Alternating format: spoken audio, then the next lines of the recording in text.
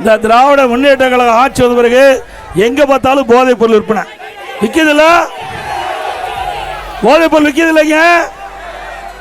இன்றைக்கு கிராமத்திலிருந்து நகர வரை மூளை முடக்கு பட்டி தொட்டி எல்லா இடத்துலையும் கஞ்சா விற்பனை அமோகமா விற்கிது. போதைப் பொருளுக்கு எதிரான நடவடிக்கை பெருசாக எதுவுமே எடுக்கல. அவர் சொன்னது உண்மைதானுங்க. போதைப் பொருள் நடமாட்டத்தை தடுக்க முடியல, இதுதான் உண்மைங்க. அவர் சொன்னது உண்மைதானுங்க.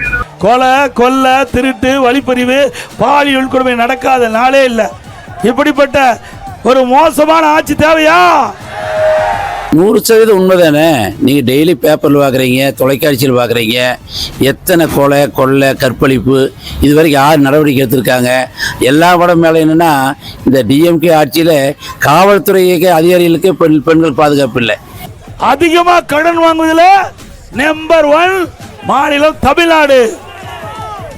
நம்மளையெல்லாம் கடன்காரனாக்குன்னு தான் மிச்சம். 5 லட்சம் கோடி கடனுங்க. கண்ணுக்கு தெரியாத காற்றில் கூட ஊழல் செய்கிற ஒரே கட்சி திமுக கட்சி. 1,74,000 கோடி டூச்சி செக்டத்தில் ஊழல் நடந்திருக்குது. இந்தியா மட்டும் இல்லைங்க, உலக அளவில் பெரிய மெகா ஊழல் டூச்சி செக்டர் ஊழல்.